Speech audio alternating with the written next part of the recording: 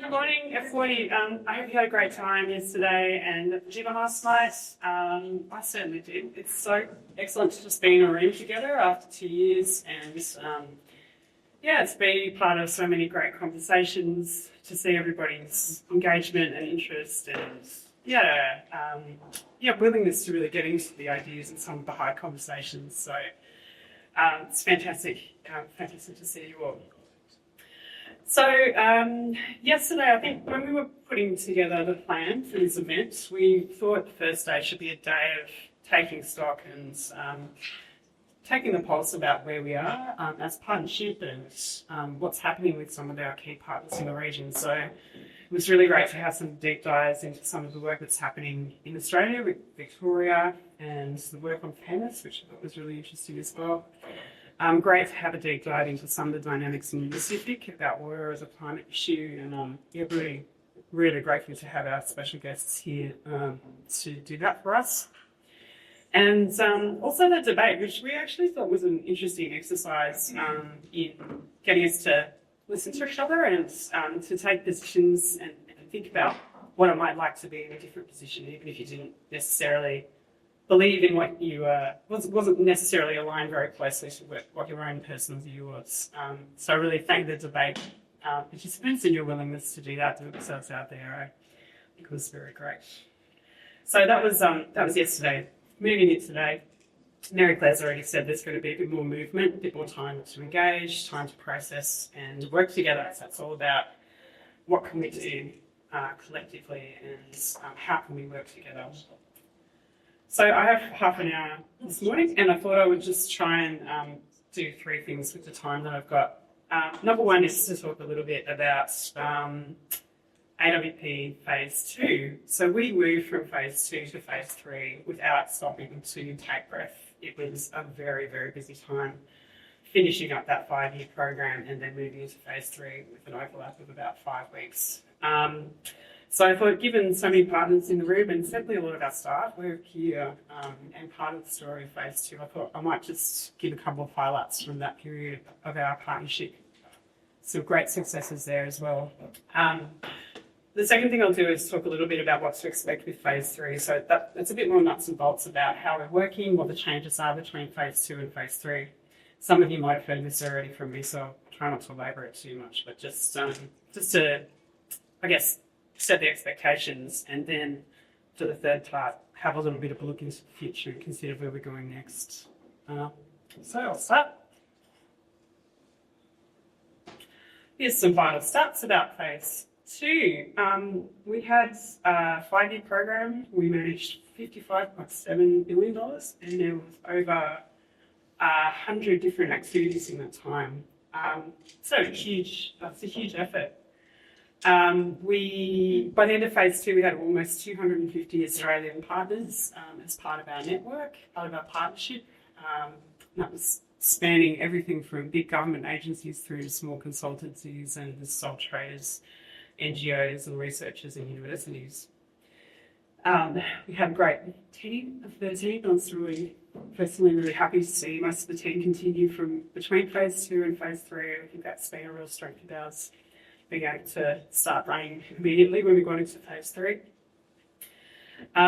Just to recognise the incredible support that we've had from the Australian water industry, particularly through those experts that helped us through sitting on the advisory committee and also those that worked with us in the expert review panel as well. We couldn't have done anything without all of that support and without having the strength and diversity of the Australian water sector behind us. A facet of Phase 2 was more engagement with regional and international partners as well. So we deliberately trying to build networks and trying to build relationships with more partners on the ground. And that's something that you'll see us carry through to Phase 2 as well. And we had great performance reviews to do that at the end of Phase 2. So really happy about that. And thank everybody who was there and part of it for your contribution to that as well. It's a real collective effort. Okay, I'm just going to pick up a few little highlights of activities. Just because I think we need to celebrate our successes. It was, what we did was great and we did it together. So I've just taken a few highlights, chosen mainly for diversity, but it's just a very small sample of everything that took place under phase 2. So our partnership with Vietnam involved a number of different activities, but one in particular that I wanted to mention was the law on water resources. I saw Harley was also involved in that at some point.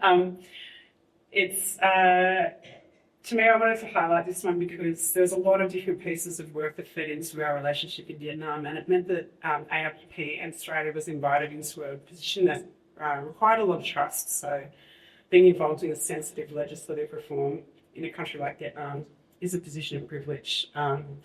As the work that we did together there resulted in a new law on water resources passed in 2023, and when I visited Vietnam earlier this year, I was presented with a copy of the law, so that's really nice to get.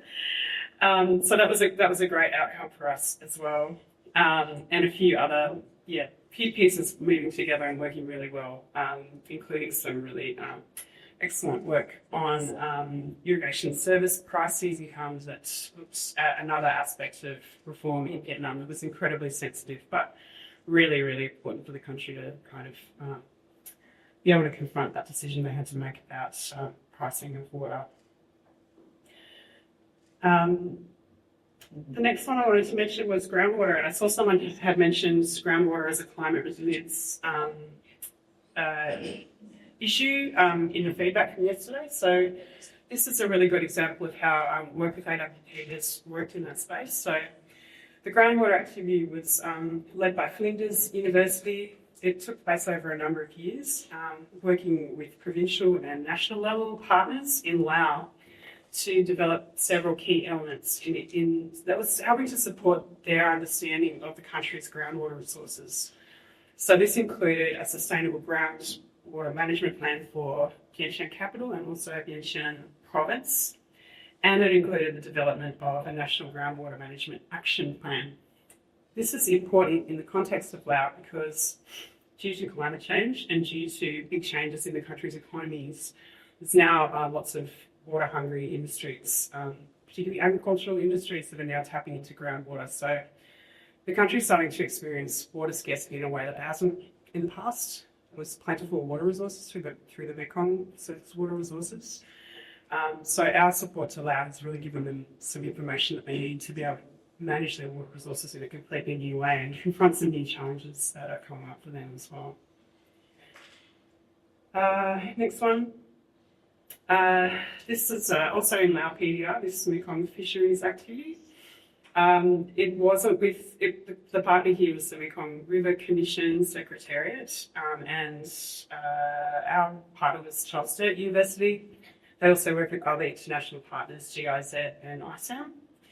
And the project was aimed to develop robust monitoring procedures on fish passage. So as fish pass through structures, they need to be able to generate data to help support environmental impact assessments and decision making on hydropower development.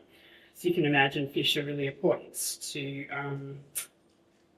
the health of the river, but also to protein needs for people in the Mekong Basin. Millions and millions of people rely on protein for living. So fish passing through these dams and the new riverine structures. I wanted to raise it because it was an example of an activity where we had some really nice positive unintended consequences. So as part of this activity, there was a lot of work done to train fish surgeons because they needed to insert trackers into fish to generate the data to see how the fish were moving. And as it happens, a number of young Lao people, mostly young women, were trained to be fish surgeons and have ended up being some of the most highly trained fish surgeons across the Mekong and across the broader Southeast Asian region. So that was something that wasn't in the initial activity description, but turned out to be quite a good outcome for us. Just move on quickly. This activity I wanted to call out, it was one of our first, and it's turned into quite a successful activity in Papua New Guinea. The partner there is WaterAid, and it's working across the WASH, WRM nexus. And that's a lot of words, but it's actually quite difficult to do. in a country like Papua New Guinea. So AWP had tried several times to get activities up and running in Papua New Guinea. It had been difficult for a number of reasons, but with this one, we sort of attached onto a successful project that was already running, which was around the monitoring information system, the national level WASH monitoring information system, and building in some new indicators around water scarcity and water security and climate, and also GEDSI. That activity is ongoing, and one of the things that they did really well, we think, was to engage very closely with the users, and take particular care to talk to people with disability and women as users to ensure that that data system was delivering for the people who needed the water. I wanted to just mention India. We sort of were winding back our activities in South Asia at the end of phase 2, but this is one of our last phase 2 activities in India. We're obviously stepping into that space again. It's interesting because it was an AWP activity that was a small part of a much larger activity which worked across 3 Indian states, 5 national government programs, and the AWP project with a number of international partners in this space and involved CSIRO and ACR.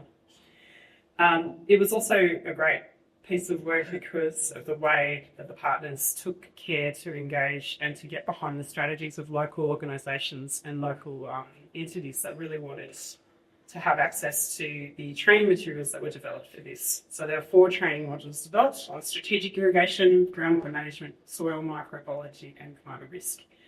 These are taken up and shared much more broadly than we expected. So there's a huge number of beneficiaries came out of this project because the local organisations that stood on and spread it through their networks. So that was a great outcome there too. I wanted to mention water stewardship as well. We've heard a bit about water stewardship already. Indonesia, China, Vietnam. This is one of our biggest activities under phase 2. And I wanted to mention it particularly with regards to Vietnam, where the work is experiencing a very high level of uptake. It's a story about doing things well, taking the time to engage with communities, taking care to engage with the industries and the private sector actors as well. It's also a story about being there, having good expertise to offer when a window of opportunity opens. And that's caused by Vietnam's growth. They're in a huge period of growth, and manufacturing is becoming much more of an established industry, and the international companies that are coming in and manufacturing IT equipment are looking for standards and ways that they can demonstrate their ESG credentials. So water stewardship was able to step in and work really, really well from the ground up there, and that's experiencing a lot of self-generated interest as well. Just a quick mention of our utility training partnerships, a huge facet and a big attribute of phase 2, real focus on people-to-people linkages, and some great stories that have come out of that program about benefits that have gone to the in-country partners, but also crucially, if you speak to the people who were part of the exchanges from the Australian utilities, they learned so much as well. So it's a real story about reciprocity and how those partnerships, it's not one-way knowledge exchange, it's really both ways. Just a quick mention of World Water Week. I threw this one in here because this is a piece of work that we're really proud of under phase 2. AWP played a small but important role in supporting our space to open for First Nations voices at World Water Week. This has grown year on year to become something that's now probably a permanent part of the program.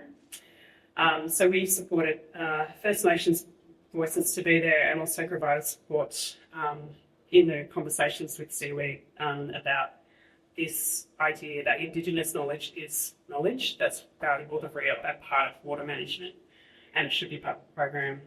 And that's something that I really enjoyed about listening to Uncle Bill talk yesterday. I was learning to see the Birrarung, learning to see the Yarra from that First Nations perspective, just gives it a whole other dimension and another set of attributes that we need to consider in our work. I'll just name check some of our key regional relationships. So we go PWWA, we're really proud to be supporting PWWA. Thank Lucia again for her presence here, her support of our work. I'm particularly excited to be sponsoring the Young Water Professionals again for PWWA at their conference. Our relationship with SPC, the Pacific, has also been an important one, where our work has been around surface water hydrology for flood early warning systems. That's work that's been done with Olivia as the partner.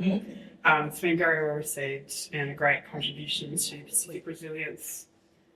And then finally, I couldn't not mention the Mekong River Commission. We have a great photo here of Dr. Annalite presenting at our last Partners Workshop, and Simon Cummings at the room. Has been working with an MLC for many years. Again, a position of trust that's given to Australia, and the responsibility of AWP to continue that trusted relationship, providing good advice and being on hand to support some really sensitive work. Okay, how we go time? Okay, phase 3. So we're really excited to be into phase 3. It's now well underway. In fact, yesterday was the first anniversary of us signing the agreement for phase 3. Like I said before, it's been pretty much head down, getting things going. So it's great to be feeling now that we can put our heads up and start to engage with the ideas and think about what's happening from a less kind of business-focused perspective. We had our first work plan approved in December, which was really exciting, and partners will have seen that there's a lot more calls for proposals going out. Between phases, and this is quite important, there was a redesign of AWP by DFAT, and that's triggered a number of changes in our model, which people would have some familiarity about, but it has consequences for how our governance works, how activities are conceptualised and then made part of our work plan, and about how we're operating more generally. So the critical change is that DFAT posts in country are now central to the way that AWP works. They help us to identify priorities, they work on the prioritisation of different activity ideas, and they feed these up into a steering committee process. The reason the posts are so important is because this is a really key element of Australian aid policy at the moment, where those bilateral relationships between Australia and the partner country are absolutely central to everything that's done in the aid program. DFAT will talk to partners in country and decide the priorities for the relationship, and we do this because it leads to a more coherent aid program. There's a higher level of expectation from both parties about what's going to be achieved and where the resources are going to go. It puts less coordination burden on in-country partners who don't have to manage 50 million activities doing different things, but a sense of coherence and more of a sense of strategy. And it also helps to drive more locally led approaches. So that's our starting point. We're working very closely with hosts to see where AWP can sit in behind this broader sense of strategy and purpose that's led by the Australian government. Just popping up our governance slide here. So we've changed from phase 2 to this new governance, which involves a steering committee that meets twice a year. We have Jamie here, who's on the steering committee, and Angie on the steering committee as well. Joe. And Joe. Joe on the steering committee, and the others.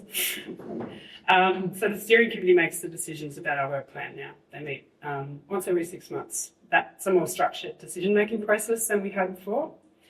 Prior to the steering committee meeting, we have 3 working groups, regional working groups: Southeast Asia, South Asia and Pacific. Those are made up of DFAT posts in the region and representation from AWP. They do the prioritisation. And that work is supported by our 3 wonderful coordinators who are in the room today. Very key relationships helping to support those engagements with posts in the region. And you'll see us down there as AWP Canberra that provides support across the program cycle. This means that once we have an activity that's comes out for call for proposals, there's already been quite a significant investment in co-design. So that's from identifying the activity with the DFAT posts. It's been worked through in terms of reference process and various conversations with partners in country and also with DFAT posts. And then once the call for proposals come out, further co-design takes place once the partner comes on board. These activities are linked to regional strategies as well. So AWP's developed those with posts, DFAT posts. We're going to make those available to partners through our partner portal soon when we hit them. It does mean that most activities are going out to open call now, so there will be some that continue to be sole sourced where there's a reason for that, but it's been a definite deliberate decision to be more transparent about how AWP activities are awarded to different partners in the grouping. So we're trying deliberately to diversify partnerships and networks. It also means that there's quite limited opportunities for partners to approach AWP directly for funding. So if you're talking to a partner in country about some work that they would like to do, the best route to getting that into our pipeline is to talk to the post. And our regional coordinators can help with those connections as well. That's definitely a shift between phase 2 and phase 3, but with all that context about localisation, wanting to do things in a more harmonised way, we expect that over time this will help AWP activities to be more effective and sustainable and better aligned with the rest of the Australian Ag Program, particularly as there's so many new activities now in the climate change fields. We need to work much more cleverly and much more closely with other initiatives as well. I just wanted to share our theory of change. Thinking you may have heard about this yesterday from Tony, but here's the real artefact. You'll see that AWP's overall goal remains the same, but the pathways where we're going to get to that goal have become a bit different. And this is a result of that redesign process that I mentioned between phase 2 and phase 3. Over 5 years in the new design, we are hoping to achieve 2 outcomes. So that's the end of program outcomes.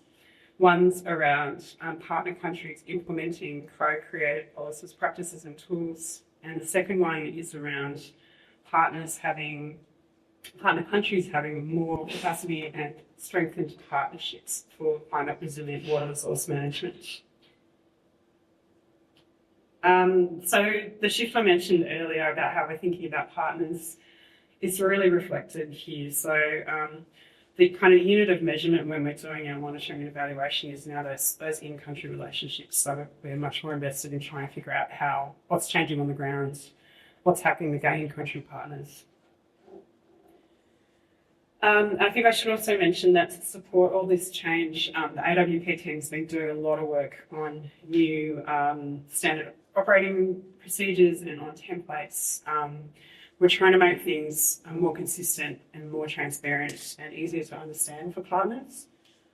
In some cases, we're asking for more information upfront than we had before, but you can rest assured that we're only asking for information that's going to be used as part of our monitoring and reporting.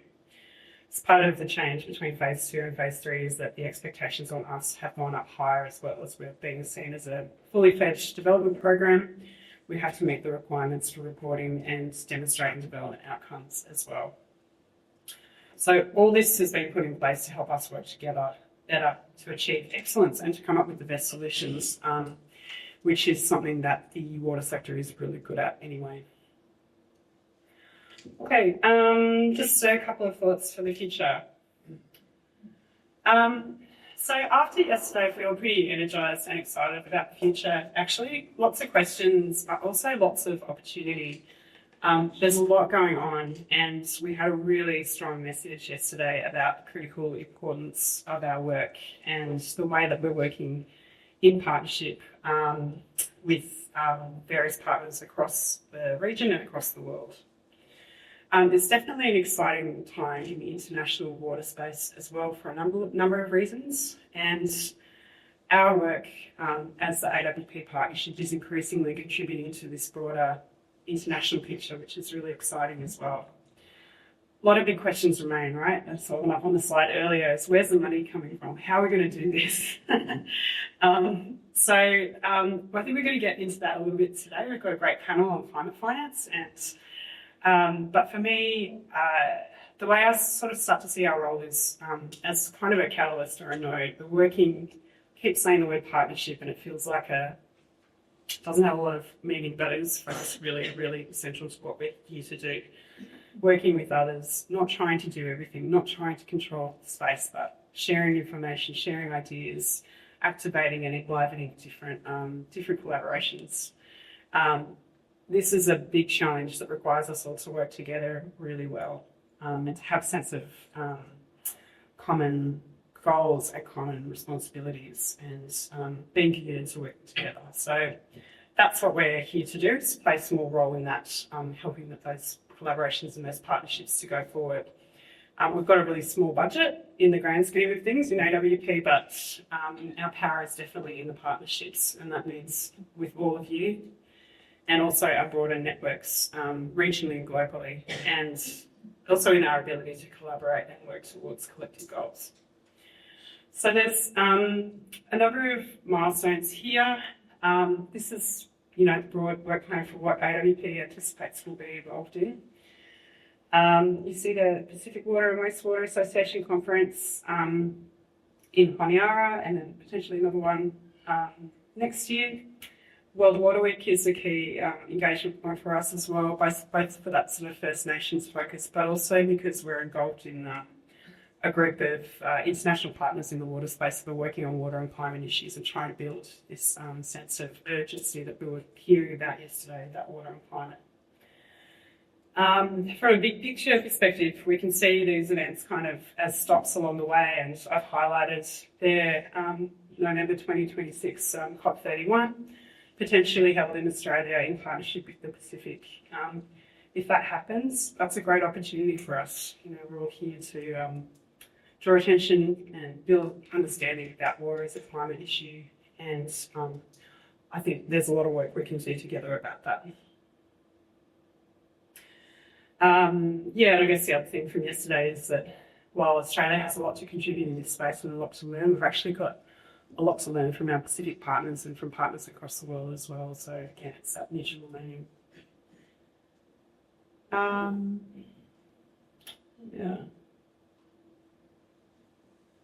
This is where I wanted to leave it. So I had a few conversations yesterday about how are we communicating, how are we making this case for water as a climate issue. So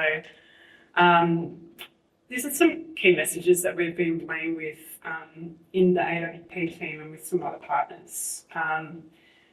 We're trying to make the case that water needs to be considered in every aspect of action on climate change, and that focusing on water will both help other climate actions to be more effective, and that it will also mean that opportunities aren't missed to hit some of those targets. So I'm interested in people's feedback on these. We've been sort of workshopping these messages, and quite keen to hear people's feedback. If you think we've got it right, if you think there's anything that we're missing, trying to get out of the technical language and speak in sort of plain language, so we're able to communicate across not just us in the water sector who tend to be in furious agreement with each other about lots of things, but more broadly as well. So really keen for people's feedback on that, and for you to take these messages if they make sense to you and use them in your interactions, in your communications. We'll keep doing some work on this, I think, over the next few months. So I'll leave those messages up there. I think it's really important that we get more confident about articulating our place in this space, and help to develop some language and some common ideas that we can start to do that from. So I'll stop there. I'm happy to take questions. If we have any time left. Everybody? You can have 5 minutes. Yeah, 5 minutes, okay. You know. Yeah, questions. Thanks, everybody.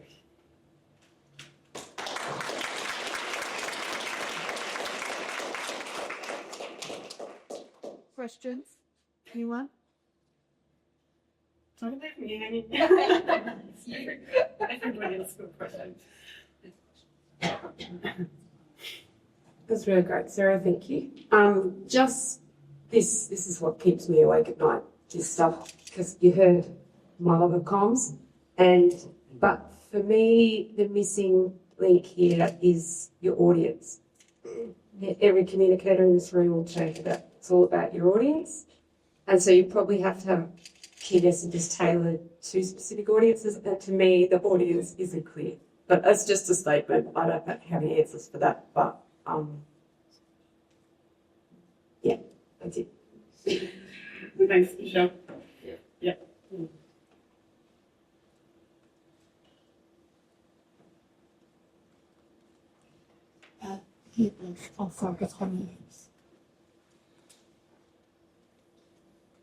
Hi, thanks for that presentation. As you know, I'm new to AWP. So one of the questions I wanted to ask was, in phase 2, you said you had around about $55 million worth of funding that was under management and being used for projects. What's the difference with phase 3? Is there an increase in funding that goes along with the contractual obligations that you're doing with DFAT, or has the funding level stayed the same? It's more or less the same. Year on year, I think. There's been a change to the way that we're in the back end, to the way that AWP has been set up. So that's what's taken a lot of our time over the last year, is getting things set up to work in this new modality.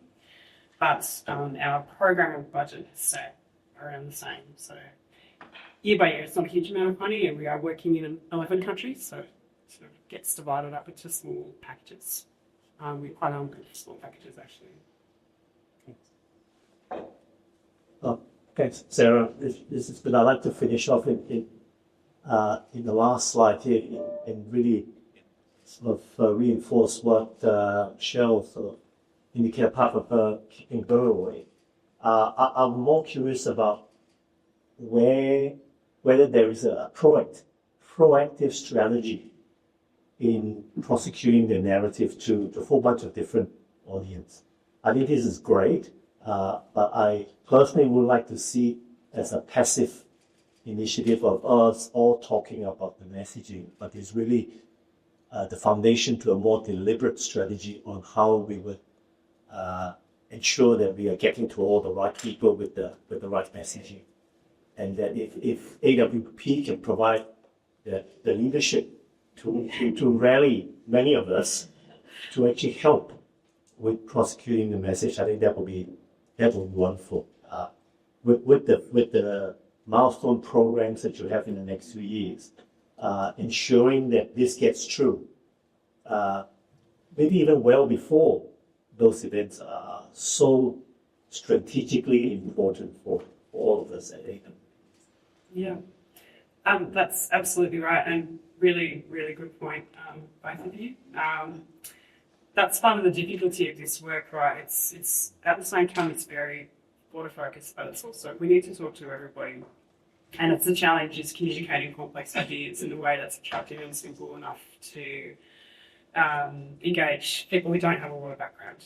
It's the perennial challenge in this space. So, Tony, if you have any ideas about how to do this, we're open to listening.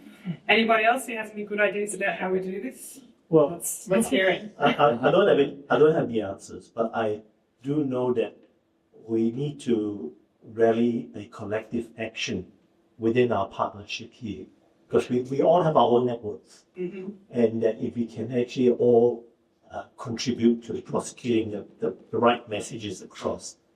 I see this as an immediate issue. This is something we really need to focus on within the next 6 to 12 months.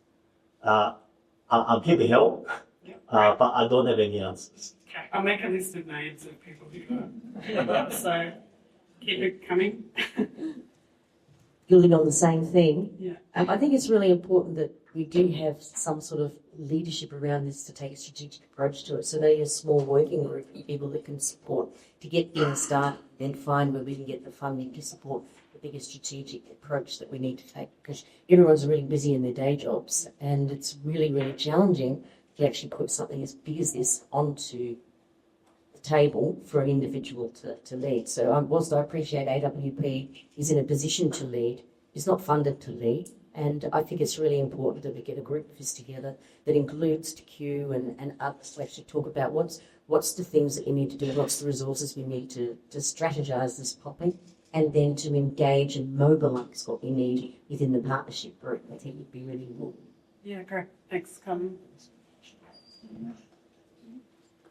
Tarek. Mike is coming.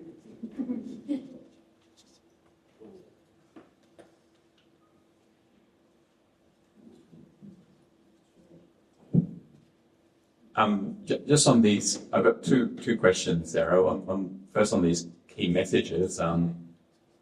Thinking of the partners that we work with overseas, I think many of these messages are already understood. But what would be really useful would be understanding from Australia's water sector experience, how do we address some of these challenges? So the clean energy solutions and the water intensiveness of it. What can we see in Australia, things that are emerging to kind of address that? So providing like an Australian perspective on how to solve these kinds of challenges would be, I think, also a nice band that could allow AWP to facilitate all of the members here who've got all that Australian expertise to contribute. I just had a question also, Sarah, about in the shift from phase 2 to phase 3. In the past, AWP, when it started, it was like sharing the Australian experiences of water, with countries over in Southeast Asia. I've noticed that there's been a trend to be more practical, and yes, we're still sharing based on the Australian experience, but we're actually helping countries to solve specific problems like the water law and provisions and things like that. Is there kind of a deliberate and explicit shift to move towards more helping countries solve problems rather than just, sharing and building understanding of the Australian experience in the shift to phase 3? And also, could you explain a bit more about the tier A, B, and C of the different kinds of activities? So what are those kind of buckets of activities, and how do they come about? Yeah, thanks. You put your finger on that has been a big change between phase 2 and phase 3. Actually, since phase 1. So when AWP was first established, you're right, it was very much focused on mobilising the Australian water sector, and that's what the partnerships were. So it's been quite explicit now under phase 3 that we're an international development project. So we're looking for development outcomes, and those tiers. Here, so you can see down the bottom, tier A, tier B, tier C. We divide activities up into tiers depending on how long they are, what level of outcomes we anticipate from them. So typically a tier C activity will be a long activity that'll be looking to make a significant change. Tier A will be things like events or one-off kind of pieces of technical assistance that we're asked to do, and tier B will sort of sit in that middle rank. So the reason that this tier structure emerged over the last couple of years is because we can't change things with a small amount of money and 18 months of time. So that doesn't mean that our activities are worthless. We can't make big development outcomes, but we just want to be explicit about what's expected from those kind of activities. So it's an attempt to become a little bit more realistic about what we see from small timescale activities, but also leave space for some ambitions. So with longer lead times, we can go into those tier C longer activities. You asked another question, which I put on. That's it? Okay. Okay. One.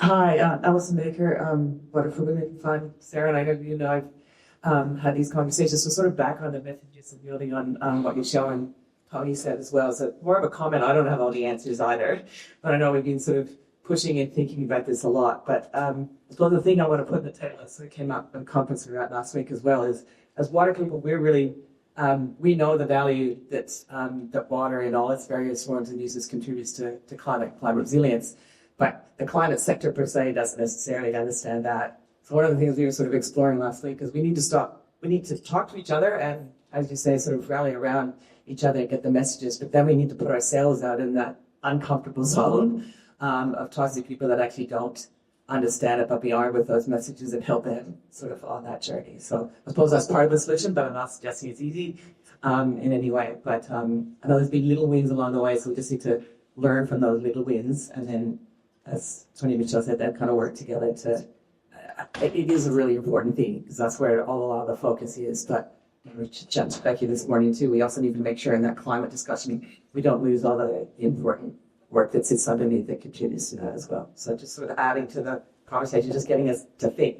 You know, we need to kind of step outside of our comfort zone as well and not just talk to each other because we know it's really good. Yeah, totally agree, Alison. And I think it's about confidence too. It's Exactly.